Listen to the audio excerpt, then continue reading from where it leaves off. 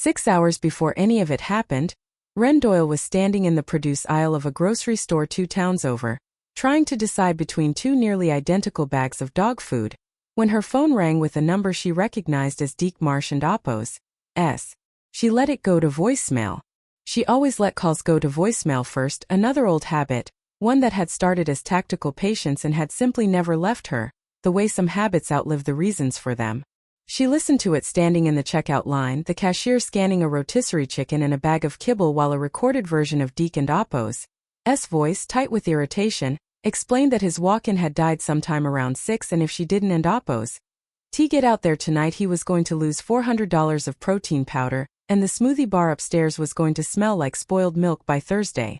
She texted back a single word, okay, and went home to eat dinner standing at her kitchen counter, the way she ate most meals, because sitting down to a full table for one had never once in 4 years stopped feeling like an accusation. She fed Nova. She let her out into the yard and watched her run the fence line twice, nose down, chasing nothing in particular, just running because running felt good. And there was something in the simple, uncomplicated logic of that Ren had spent a long time trying to relearn for herself. By 8:30 she was loading her tool bag back into the truck, and by 9:40 she was on her knees on the concrete floor of Ironclad and Oppo's equipment room with a socket wrench between her teeth, which was where all the trouble, such as it was, actually began. The walk-in freezer at Ironclad Fight Club had been dying for 3 days, and Ren Doyle had finally found out why. She knelt on the concrete floor of the equipment room, half her body swallowed by the open-access panel of the compressor unit, a headlamp strapped over her dark hair and a socket wrench balanced between her teeth. The smell in here was different from the mat space outside.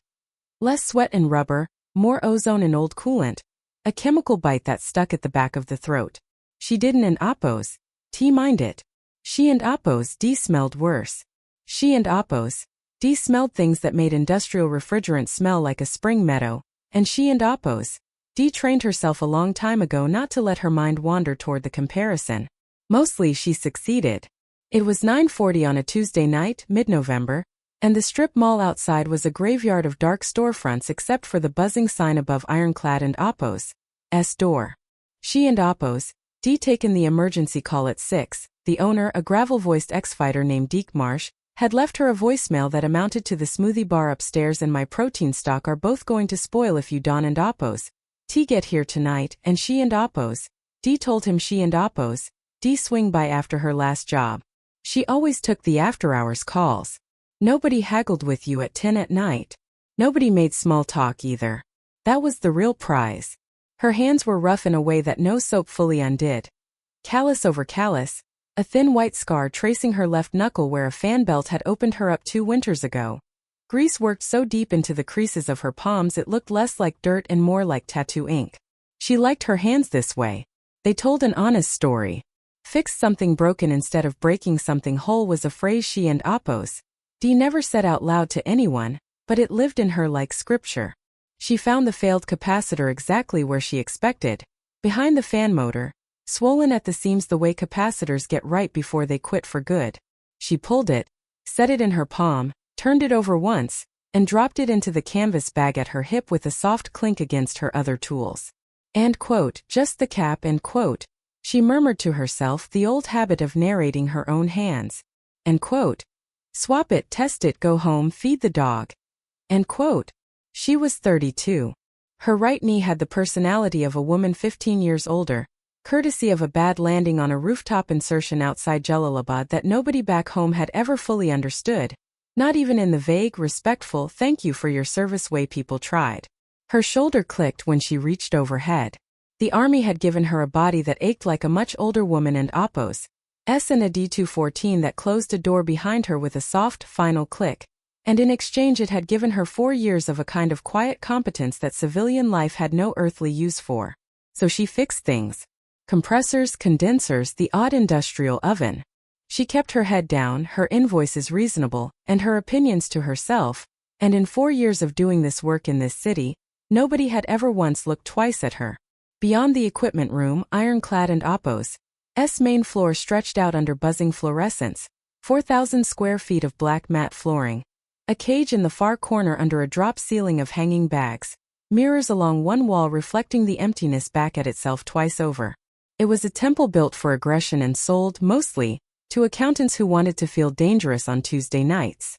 Ren didn't and oppose T like mirrors. She avoided her own reflection out of habit more than vanity. When she caught it by accident, she didn't and oppose T see a mechanic in a canvas jacket. She saw a dirt road outside Kandahar. She saw a name on a folded flag. She pushed the thought down the way she and oppose D learned to the way you fold a shirt too many times until the crease just becomes permanent, and went back to work. She was reaching for the new capacitor when the front door slammed open hard enough to bounce off its stop. Her hand froze mid-reach. It wasn't an oppose. Fear had burned out of her somewhere around her second deployment, replaced with something colder and more useful. It was a recalibration, an old and involuntary sorting of the room. Exits, distances, threat profile in the span of half a second, the same reflex a musician has for meter. She didn't an oppose T turn around. She didn't an oppose T need to. Two voices. Male. Loud in the particular way that men are loud when they and oppose. V never once in their lives had to be quiet to survive. And quote, I and oppose, am telling you his cardio and oppose, s a joke. And quote, one voice bouncing hard off the mirrored wall.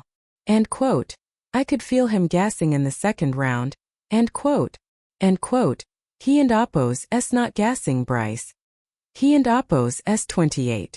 You and oppose, re the one who can and oppose, T hold a pace and quote. The second voice was younger, sharper at the edges, carrying the particular smugness of a little brother who and oppose. D finally started winning arguments. Ren kept her eyes on the wiring.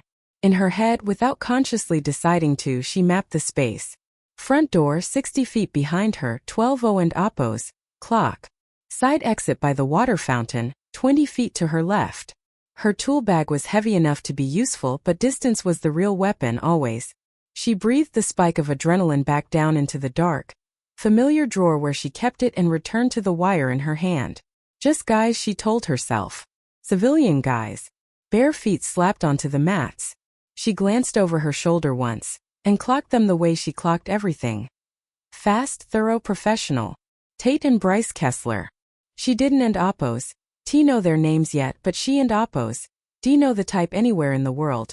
Two young men who had never once been told no by anyone whose opinion actually mattered, wearing their black belts the way some men wear cologne, applying it heavily and hoping the room noticed. Tate was the older one, built like a fire hydrant, a rash guard stretched over a chest that had clearly seen more weight room than cardio, a cauliflower ear he wore like a war medal from wars that had only ever been fought under a referee and oppose S whistle. Bryce was leaner, faster looking, hair gelled even before a training session, the kind of handsome that made him used to being agreed with. And quote, what and oppose S going on back here? And quote, Tate barked, stopping about 20 feet off, hands finding his hips. And quote, owner called. Freezer and oppose S dying. And quote, Ren didn't and oppose T look up. Her voice was low and even, giving away exactly nothing. And quote, at 10 at night. And quote, died at 6. Wait till morning, you and oppose. Re-throwing out $400 of protein powder. And quote, she reached for the mounting bracket. 2 more bolts and she was done. Tate scoffed, already losing interest, already turning to his brother. And quote, whatever. Just stay out of the way. We and oppose V got weigh-ins Saturday. And quote, dad and oppose S flying in for it and quote, Bryce added to no one in particular, already pulling his shirt over his head. And quote, so maybe Don and oppose T gas out in the first again. And quote, I didn't and oppose T gas out. I got caught by an overhand I saw coming from a mile away. And quote, Tate and oppose S jaw tightened around the words in a way that suggested this argument had been running, unresolved, for longer than tonight. Wayans. Dad and oppose S flying in. That explained some of it, though Ren filed the detail away without particular interest. A regional amateur card. A father who apparently showed up rarely enough that his arrival needed announcing. The kind of pressure that mattered enormously to 2 young men and to absolutely no one else on earth. She understood that pressure better than they and oppose D have guessed, though not from the same direction.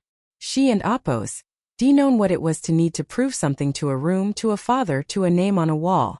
She just knew better than most what waited on the other side of actually needing it, and it wasn't an Oppos tea trophy. She heard them start to move behind her. Not warming up, not really. Putting on a show. Feet slapping the mat harder than necessary, breath exhaled louder than the effort required. The unmistakable choreography of men performing intensity for an audience of one reluctant woman with a wrench. 2 more bolts. She kept her hands moving. Space in a fight is currency. You spend it to attack, you hoard it to defend, and Ren understood the arithmetic of a room better than she understood most of the people standing in it. The gym floor was enormous. More than enough space for 2 grown men to spar without coming anywhere near the equipment room. And yet, with every exchange, every rolling scramble and snapping kick, the Kessler brothers drifted closer to her corner. It wasn't an Oppos tea accident. It was a dog marking a fence line, hoping the intruder would flinch first and slink away. A roundhouse from Tate cut the air 4 feet from her kneeling shoulders. The wind of it stirred the collar of her jacket. She didn't an Oppos tea blink. She picked up the half-inch socket, seated it on the ratchet, and kept working. And quote, "Watch your hips, Bryce," and quote, Tate called, circling. And quote, "You and Oppos re-squaring up. A real striker wouldn't Oppos. V-chop that leg already," and quote. And quote, "You and Oppos. Re not a real striker," and quote. Bryce shot back, throwing a lightning combination that Tate slipped with lazy confidence. And quote, "You and Oppos. Re a wrestler who found God in kickboxing 3 months ago." And quote. They clinched. Flesh on flesh, the wet slap of a takedown attempt, and then they were rolling, tangled, moving in a slow tumble directly toward her open tool bag. She had half a second to register it before Bryce and Oppos' heel clipped the canvas edge and sent it toppling. Wrenches, a heavy steel flashlight, a fan of loose screws scattering across the black mat with a clatter that seemed enormous in the sudden silence that followed. The brothers lay there, a beat too long, chests heaving, looking at the mess they and Oppos' made. And quote, "Whoops," and quote, Bryce said. There was no apology anywhere in the word. It was a dare dressed up as a shrug. Tate stood, wiped sweat off his forehead with his forearm, and looked down at her the way a man looks at a stray cat that and Oppos' wandered somewhere it doesn't and Oppos' belong. And quote, "You should keep your junk contained. Somebody could roll an ankle," and quote. Ren didn't and Oppos' answer right away. She kept her jaw loose, her eyes soft, her shoulders unremarkable. She knew the tells of an approaching escalation, the narrowing pupils, the blood retreating to the extremities, the unconscious squaring of a stance, and she knew better than to show any of them back. She and Oppos' learned a long time ago and at real cost that de-escalation wasn't an Oppos' weakness. It was arithmetic. It cost nothing that mattered and it kept 100 things that did. She moved like she was tired because honestly she was. She reached out with her scarred, calloused hand and started collecting the tools one by one, dropping them back into the bag with unhurried care. And quote, "Sorry," and quote, she said. The word tasted the way it always did, like ash, like a small controlled retreat she and Oppos' chosen on purpose. She zipped the bag and set it flush against the wall, out of the way. And quote, "Yeah. Keep it there," and quote. Bryce said, already turning back to the mat, already bored. She was reaching for the thermostat panel across the room. The last step, flip the breaker, confirm the compressor cycled. When Tate stepped sideways into her path. It wasn't an Oppos' an accident. It was deliberate, his shoulders squared, chin tucked low, the universal posture of a man hunting for a reason. And quote, "You got a problem?" And quote, Tate asked, voice dropping an octave for effect. And quote, "No problem." And quote, she kept her eyes on his sternum, never his eyes. Eye contact was a contract she had no interest in signing. And quote, "Just need to hit the panel. Then I and Oppos' am out of your hair." And quote, "You and Oppos', retracking dirt on the mats," and quote, Bryce called, drifting to flank her right side. She glanced down. Her boots were scuffed and stained but dry. She and Oppos' wiped them at the door on the way in, the way she wiped them everywhere. An old habit from places where tracking mud into the wrong room could mean tracking in something you and Oppos' rather not name. It was a manufactured grievance, and she understood immediately what it was for. They weren't an Oppos' building a complaint. They were building permission. And quote, "I wiped them at the door," and quote, she said flat, even the tone she and Oppos D once used on a man standing on the edge of a rooftop with a phone in his hand and nothing left to lose. End quote. I don't and Oppos T care what you did at the door. End quote. Tate closed the distance to 12 inches. Striking range. Intimate. End quote. These are competition mats. Boots off or you and Oppos re off the mats. End quote. She did the math without meaning to. It was reflex now, deeply grooved. Tate was heavy-rooted, a grappler who and Oppos D shoot for her legs or try to collar tie her down. Bryce stood bladed and light, a striker who and Oppos D want distance and angles. Combined weight advantage. Both of them primed hot with adrenaline and an audience of exactly no one but each other. She had none of that. She had 4 years of quiet and a bone-deep exhaustion, and underneath both, a cold and terribly familiar stillness beginning to bloom behind her sternum. End quote. I and Oppos am not taking my boots off, end quote, she said gently.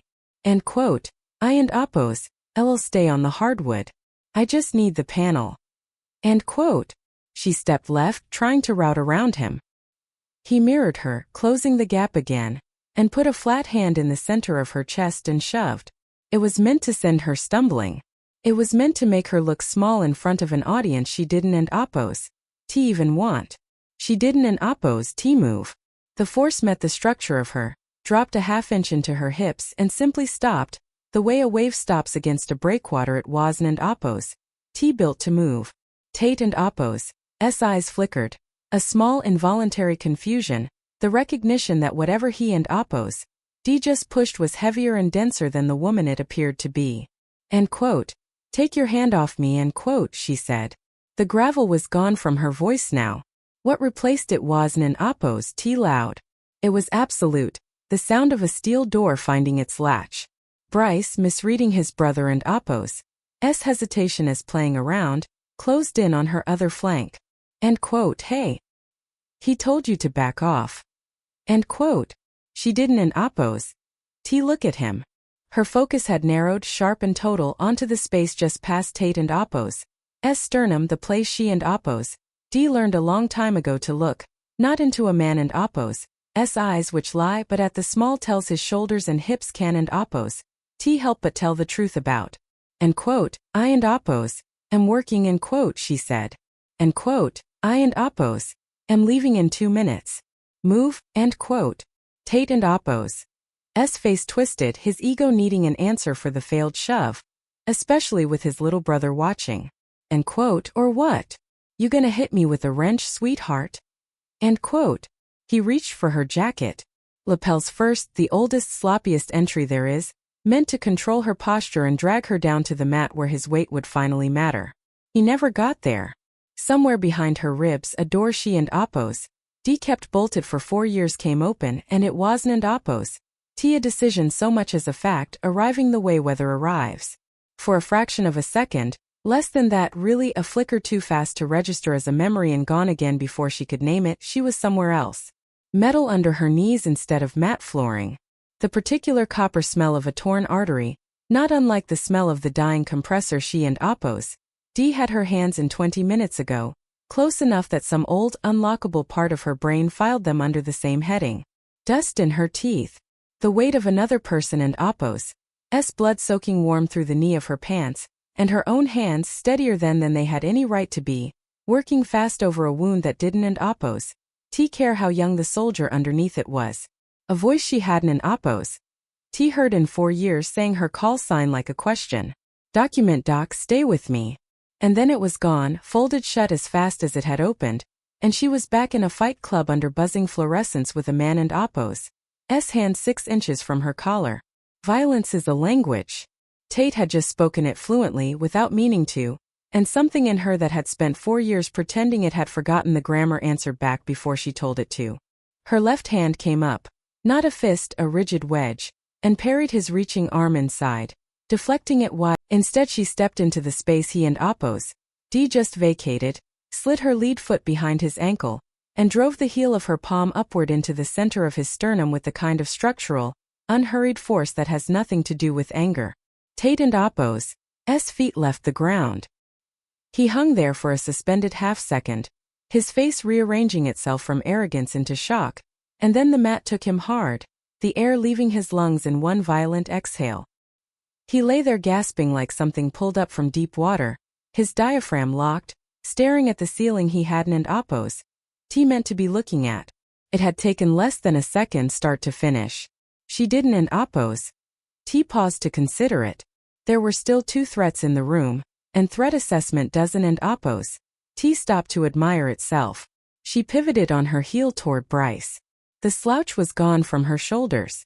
The tired mechanic had evaporated somewhere in the last second and a half, replaced by something balanced and coiled and entirely, coldly present. Hands up loose near her chin, elbows tucked, weight settled evenly over both feet. Her eyes had gone flat in assessing, running the same silent math they and run 100 times in places with worse lighting and higher stakes. Distance, angle, vulnerability, cost. Bryce felt the change before he understood it. The air around her had gone dense, wrong. In a way his nervous system registered a full second before his brain caught up. He started, and then his pride, stubborn as it was scared, wooed and T let him finish the sentence with anything but violence.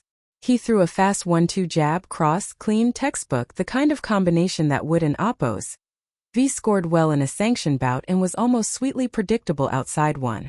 She didn't T block. Blocking absorbs force, and absorbing force costs something. She slipped, tilting her head 3 inches right, and his jab found nothing but the air where her ear had been. As his cross extended past her, she stepped diagonally into the pocket, caught his triceps with her left hand and pulled, using the momentum he and D already committed to against him.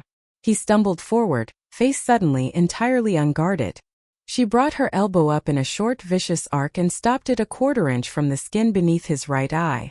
Close enough that the displaced air fluttered his eyelashes. Close enough that he felt the wind of what his face had just been spared. He froze there, suspended, off balance, looking directly into her eyes for the first time. There was no triumph in them. No anger either. Just a terrible clinical stillness. The look of someone quietly calculating the structural integrity of his skull and choosing deliberately not to test it. Breathe, she said softly, her breath ghosting across his face. Or you and I'll choke on your own teeth. His throat worked. His whole body had started to shake in a way his months of training had never once prepared him for, because his training had never once told him what it actually felt like to be entirely, absolutely at someone else and mercy. Behind them, Tate finally dragged in a ragged, wheezing breath and started coughing. She held the position 3 seconds, long enough for the truth of it to land somewhere past his ego, and then retracted her arm, stepped back and dropped her hands. She turned her back on him, a small, deliberate insult of total unconcern, and crossed to the electrical panel. She flipped the breaker. Somewhere in the walls, the new capacitor caught, and the compressor hummed to life, steady and low. Freezer and fixed, she said to the empty room, and her voice had gone back to its ordinary, tired gravel. She didn't look at either of them again. She walked to her tool bag, slung it over her shoulder, and let the heavy glass door swing shut behind her. The parking lot outside was empty and biting cold, lit by the sick orange glow of 2 working sodium lamps out of 4. She didn't go straight to her truck.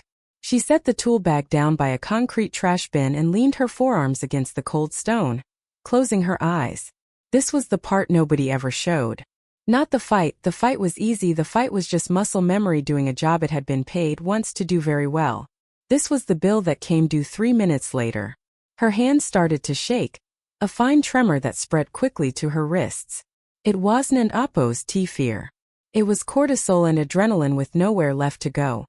A chemical flood that had been prepped to tear 2 grown men apart and instead had to sit there, useless in her bloodstream, turning her muscles into jittery, overstrung wire.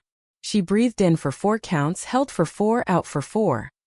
A box-breathing rhythm a medic in her unit had taught her a decade ago in a place that no longer existed on any map she wanted to look at. She hated this part more than she hated almost anything. Every time the door in her chest swung open, it reminded her that the war hadn't ended when the paperwork said it had. It had just gone quiet, curled up somewhere behind her ribs, waiting for someone loud enough to wake it. She wanted to be the mechanic. She wanted badly to be only the woman who fixed the freezer. For 11 seconds tonight, Tate Kessler had taken that away from her, and she wasn't oppose. Sure yet whether she resented him for it or just felt, underneath everything else, unbearably tired. She spat once on the cracked asphalt, picked up her bag and got in the truck. Inside, the gym had gone quiet in a way that felt less like calm than like the ringing after a gunshot. Tate was still sitting on the mat, one hand pressed flat to his sternum, wincing every time his ribs expanded. It felt, he would say later, like being hit with a framing hammer through a pillow. Bryce stood a few feet off, touching the skin under his eye every 10 seconds or so, chasing a phantom pressure that wouldn't oppose. Go away. Neither of them said anything for a while. The compressor hummed steadily behind the wall, the sound almost obscene in how ordinary it was, given everything. Bryce finally sat down on the edge of the mat, a few feet from his brother, and stared at the spot where the woman had been standing 30 seconds and what felt like a lifetime ago. End quote. She couldn't oppose. Broken your ribs, end quote, he said quietly. It wasn't an oppose. An accusation. Came out sounding more like something closer to awe. End quote. I know. End quote. Tate and oppose. Voice had lost every trace of the swagger it had carried into the room. End quote. She didn't and oppose End quote. End quote. Why not? End quote. Tate didn't and oppose answer that. He didn't and oppose have won. He just kept rubbing the center of his chest, staring at nothing, until the front door opened again. Deke Marsh walked in carrying a travel mug and a clipboard, 46 years old, a former regional cage fighter with knees that had retired him a decade before the rest of him wanted to quit. He took in the scene in about a second and a half, the open panel in the equipment room, the hum of a working compressor, Tate on the floor looking like he and oppose, been hit by a delivery truck, Bryce pale as the tape still wound around his knuckles. He set his coffee down slowly on the front desk. End quote. Tell me you didn't and oppose end quote, he said. Quiet. All the usual gym owner joviality had drained straight out of it. End quote. Didn't and oppose. What, end quote. Bryce said, defensive reflex firing before his brain caught up. End quote. She was tracking dirt everywhere. Dropping her tools all over the, end quote. End quote. Shut up, Bryce. End quote. It wasn't an oppose a shout. It was a command and it landed like one. Deke crossed onto the mats, sneakers squeaking, and crouched in front of Tate.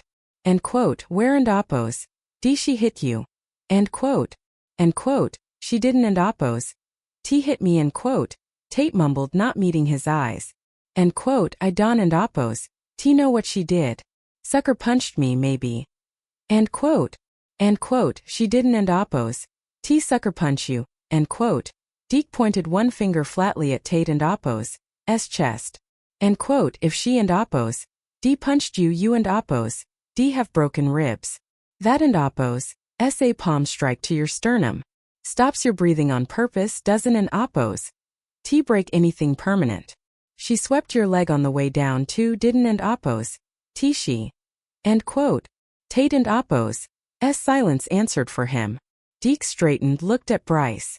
End quote. And you tried to be a hero. End quote. End quote. I threw a combination. She slipped it. Had her elbow on my eye before I even saw her move. End quote. Deke let out a short, humorless breath through his nose. End quote. You and oppose. Lucky you can still see out of that eye. End quote. He looked toward the equipment room, toward the humming vents overhead, toward the door she and oppose already walked out of. End quote. Do either of you have any idea who that was? End quote. End quote. She and oppose the HVAC lady, end quote. Tate said, sullen. End quote. Or whatever. End quote. End quote. That and oppose her day job. Same way mine and oppose running a gym. End quote. Deke rubbed the back of his neck. End quote. You want to know why she never introduces herself, never talks about it. Never once in 2 years of doing work on the ground. It meant she went through doors first in places where the paperwork stopped mattering a long time before the bullets did. End quote. He let that settle, watching it land on both of them like weather. End quote.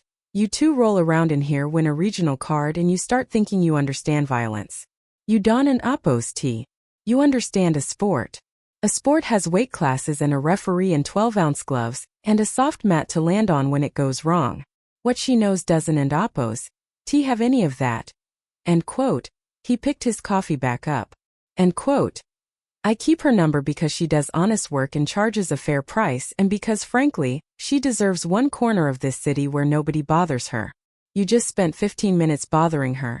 And the only reason either of you is still walking around tonight with all your teeth is that she has more restraint in one hand than the two of you have combined. Pack your gear. You and Oppos, redone for the night. End quote.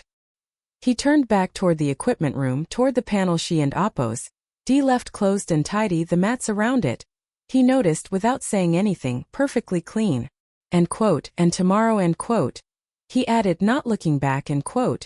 If you see her around town, you say thank you. Not sorry. Thank you. Because she gave you both your night back and she didn't and Oppos. T have to. End quote. The heater and Ren and Oppos. S truck rattled to life somewhere around the third stoplight, blasting dry, dusty air across her face.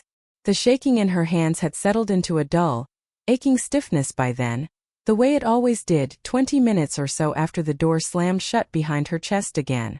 She kept the radio low, some late-night classic rock station fuzzing in and out, and let the sound anchor her to where she actually was. Not a rooftop, not a Humvee, just a woman driving the speed limit through a sleeping city.